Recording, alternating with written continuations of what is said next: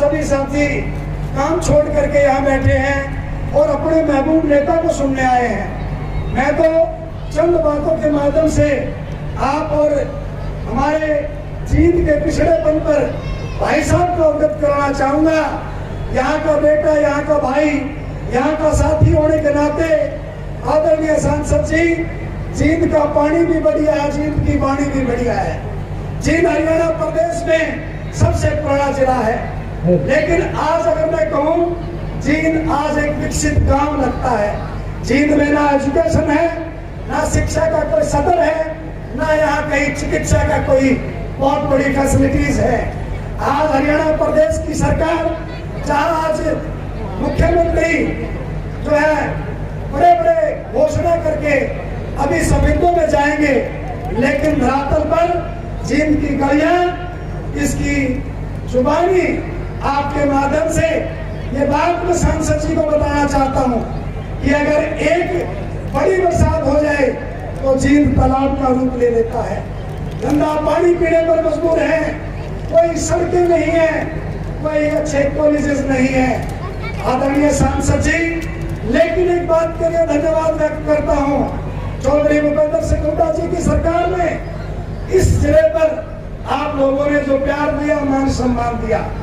यहाँ पर भी आप लोगों ने वित्त मंत्रालय की चाबी दे रखी थी, लेकिन जब मैं शामिल होने गया था, लोगों ने एक बात जरूर कहना चाहता हूँ, मंच के माध्यम से एक पीड़ा बताना चाहता हूँ। एक पूरी जवानी एक परिवार में लगा दी हम लोगों ने, पूरा समय लगा दिया और उस परिवार में भी लगातार हमें ठगने का काम किया।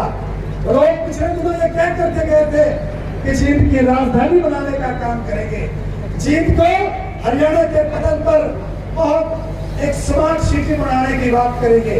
वो तो दूर की बात, पिछले दिनों जब मेरा किसान लड़ाई लड़ रहा था, हमारी मातृशक्ति दोनों पर बैठ करके लड़ाई लड़ रही थी, उस वक्त वो चौधरी देवीलाल के प्रतिरूप ये कह रहे थे कि हम जो है किसान के बेटे हैं, हम चौधरी देवीलाल के वंशज हैं।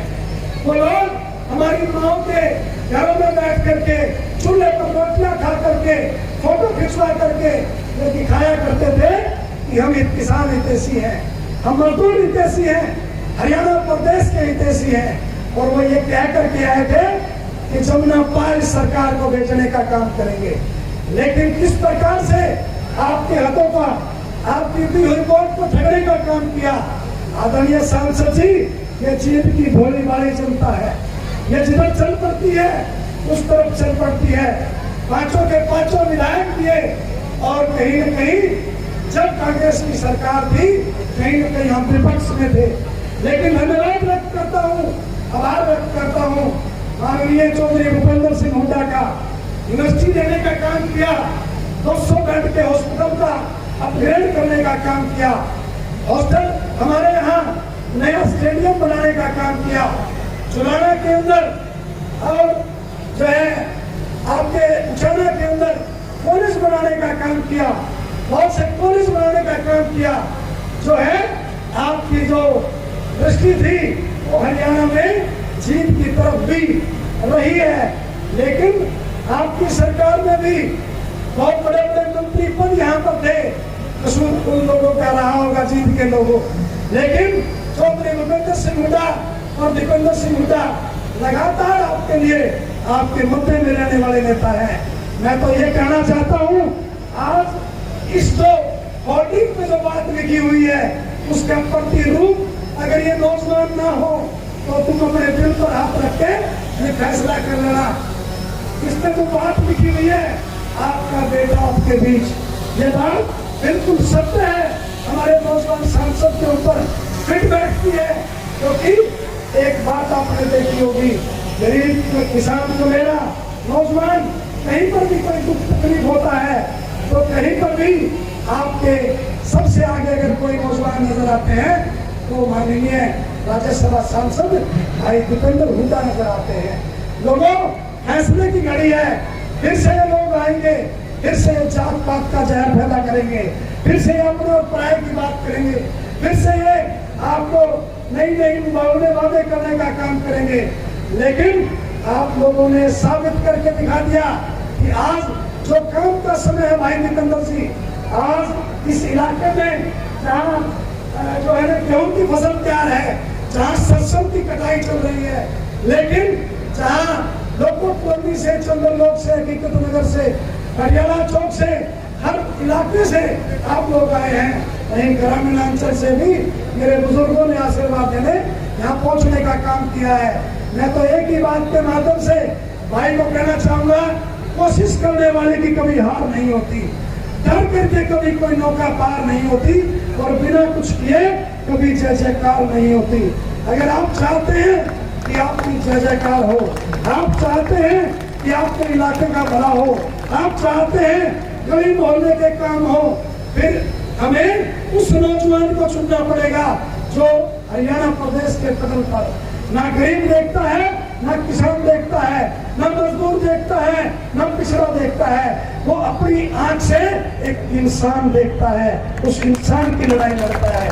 हमें उन लोगों के साथ जाना चाहिए जो कहीं जो है, मैं बताना भी चाहता हूँ भाई दीपेंद्र हुड्डा जी से, जब 26 साल लगे थे मेरे एक परिवार में, एक पार्टी में, तो समय आया कि अब क्या करें, छोड़ना पड़ेगा। मेरे बहुत सारे साथी ये भी चाहते थे कि मलाई खाने चलो बीजेपी चलते हैं, लेकिन मेरे जमीर को गवारा नहीं था, मेरे परिवार को गवारा नहीं था।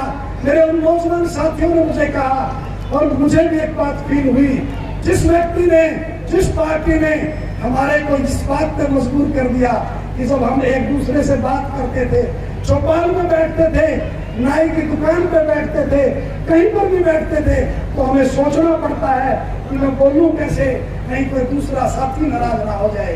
इस प्रकार की खाइयां खोद दी गई हिंदू और मुसलमान की, इस प्रकार की खाइयां खोद दी पटेल और नॉन पटेल की। अरे लोगों, सिर्फ एक बात महसूस कर लो, आज महंगाई की मार किस पर पड़ रही है?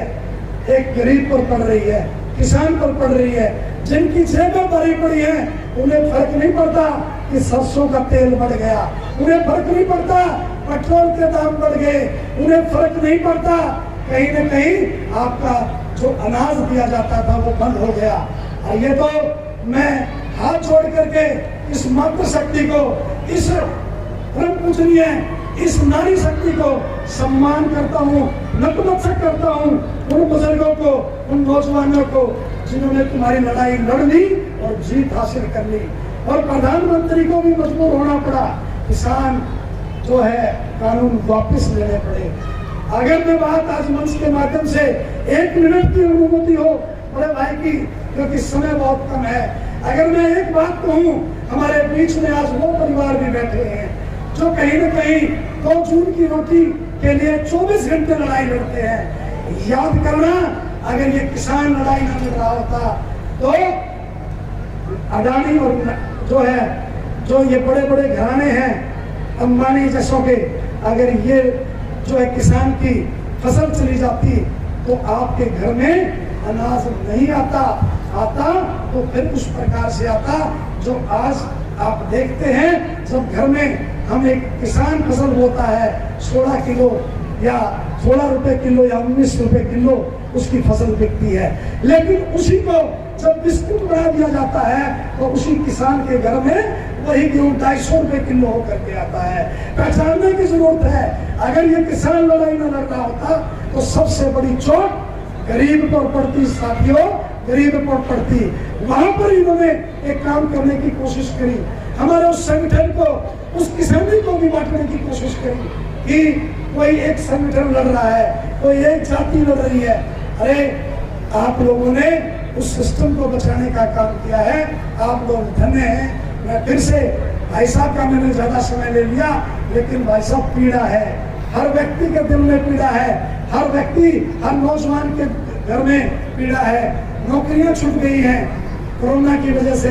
मैं आपसे गुजारिश करता हूं, आप एक ऐसे व्यक्ति हैं जिस पर टकटकी लगा करके हर नौजवान एक ही सपना देख रहा है कि दीपेंद्र जी जब इस हरियाणा प्रदेश की कमान संभालेंगे तो उस दिन कमेरे की सरकार आएगी, पिछड़े की सरकार आएगी, गरीब की सरकार आएगी और हम जैसे नौजवानों की सरकार आएगी। मैं फिर से इस प्रांगण में पहुंचने पर आप लोगों का धन्यवाद व्यक्त करता हूं। 36 बिरादरी के आए हुए योद्धाओं का सम्मान करता हूं। मातृशक्ति का धन्यवाद व्यक्त करता हूं।